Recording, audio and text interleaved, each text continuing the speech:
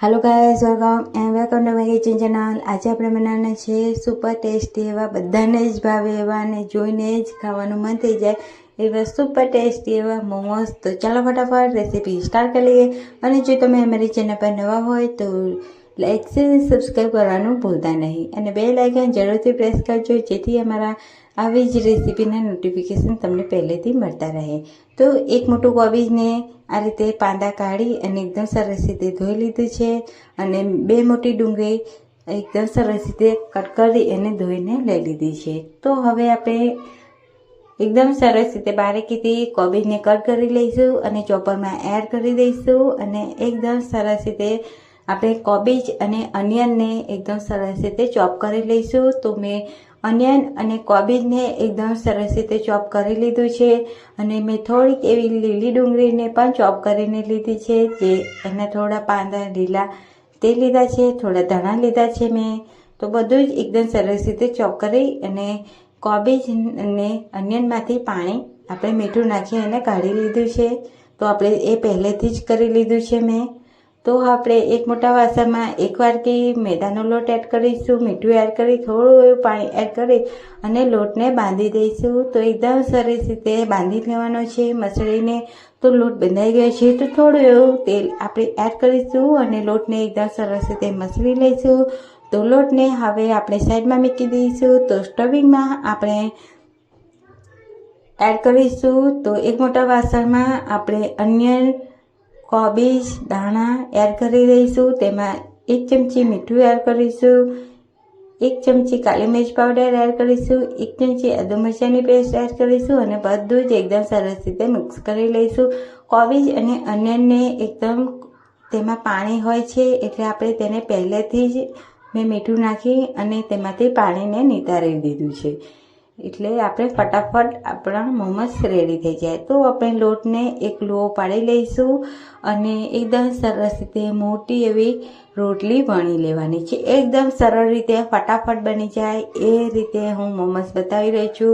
આપણે બિલકુલ પણ આપણે વધારાની મહેનત કર્યા વગર ફટાફટ બની જાય એવા મોમોસ આપણા રેડી થઈ જશે। તો ગ્લાસની મદદથી આ રીતે રાઉન્ડ શેપ આપી દઈશું બધા। તો 5 આ રીતે મોમોસની પૂરી બની ગઈ છે આપણે। તો આ રીતે જો તમે બનાવશો તો ખૂબ જ સહેલાઈથી અને ફટાફટ તમારા મોમોસ બનશે, બિલકુલ પણ જાડા પાતળા નહીં અને એકદમ એક જ શેપમાં બધા જ મોમોસ બનીને રેડી થઈ જશે। તો આ રીતે સ્ટફિંગ આ રીતે એડ કરીશું અને એકદમ સરસ રીતે પ્રેસ કરતા રહીશું, એકદમ સરસ રીતે સ્ટફિંગ અંદરથી એડ થઈ જાય અને એકદમ આ રીતે મોમોસ બનીને રેડી થઈ જાય। તો તમે જોઈ શકો છો કે મોમોસ આપણું બનીને રેડી થઈ ગયું છે। તો બીજું મોમોસ પણ આ રીતે બનાવી લઈશું અને બધા જ મોમોસ આ રીતે ફટાફટ બનાવીને રેડી કરી લઈશું। તો ખૂબ જ ઝડપથી આ રીતે બની જાય છે, તમારે કોઈ પણ વધારાની મહેનત કર્યા વગર કે વધારાનો લોટ પણ મોમોસ પણ એડ નથી થતો। તો આ રીતે બધા જ મોમોસને મેં બનાવીને રેડી કરી લીધા છે। તો આવી જારીવાળી ડીશમાં આપણે મોમોસને એડ કરીશું, તેલ ગ્રીસ કરી અને આ રીતે મોમોસને બધા મોમોસને મૂકી દઈશું અને સ્ટીમરમાં આપણે ડીશને મૂકી દઈશું। મેં પાણી ગરમ કરવા મૂકી દીધું હતું સાઈડમાં। તો આપણે તેને 20 મિનિટ માટે કૂક થવા દઈશું મોમોસને। તો તમે જોઈ શકો છો કે 20 મિનિટ થઈ ગયા બાદ મેં થોડા ઠંડા કરી લીધા છે મોમોસને।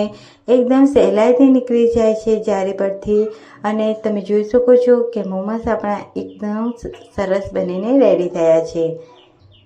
તો હવે આપણે બાજુમાં મેં સાઈડમાં તેલ ગરમ કરવા મૂકી દીધું હતું। તો આ રીતે આપણે તેલમાં એડ કરીશું। તો જો તમારે આ રીતે ક્રિસ્પી કરીને ખાવા હોય તો આ રીતે તમે બનાવી શકો છો, નહીં તો તમે સ્ટીમ કરી અને મોમોસને એન્જોય કરી શકો છો। તો ખૂબ જ ઝડપથી બે રીતે તમે એન્જોય કરી શકો છો મોમોસને, ખૂબ જ ટેસ્ટી લાગે છે। તો જરૂરથી ટ્રાય કરજો આ રીતે।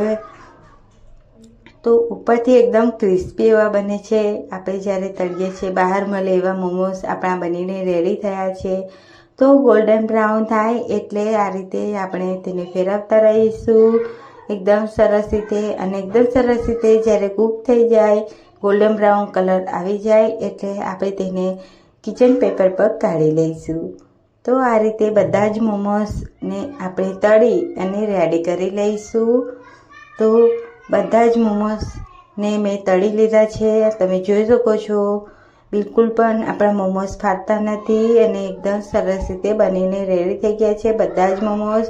તો આપણે સર્વિંગ પ્લેટમાં હવે આપણે તેને સર્વ કરી લઈએ. અને જો તમને અમારો વિડીયો પસંદ આવતો હોય, રેસીપી પસંદ આવતી હોય તો પ્લીઝ લાઇક, શેર અને સબસ્ક્રાઈબ કરવાનું ભૂલતા નહીં. તો ચાલો ફટાફટ આપણે સર્વિંગ પ્લેટમાં સર્વ કરી લઈએ બધા જ મોમોસને. તો તમે જોઈ શકો છો કે ખૂબ જ ટેસ્ટી એવા આપણા મોમોસ લાગી રહ્યા છે. તમે તેને ટમેટો કેચઅપ, તીખી ચટણી, દહીં કે તમે બ્રેકફાસ્ટ માટે લઈ શકો છો. ખૂબ જ ટેસ્ટી એવા લાગે છે. જરૂરથી ટ્રાય કરજો અને મને કમેન્ટમાં જણાવજો કે તમને આ રેસીપી કેવી લાગી. ફટાફટ બનીને તૈયાર થઈ જાય છે આ મોમોસ. ત્યાં સુધી આવતા વિડીયોમાં મળીએ. ત્યાં સુધી બધાને બાય બાય.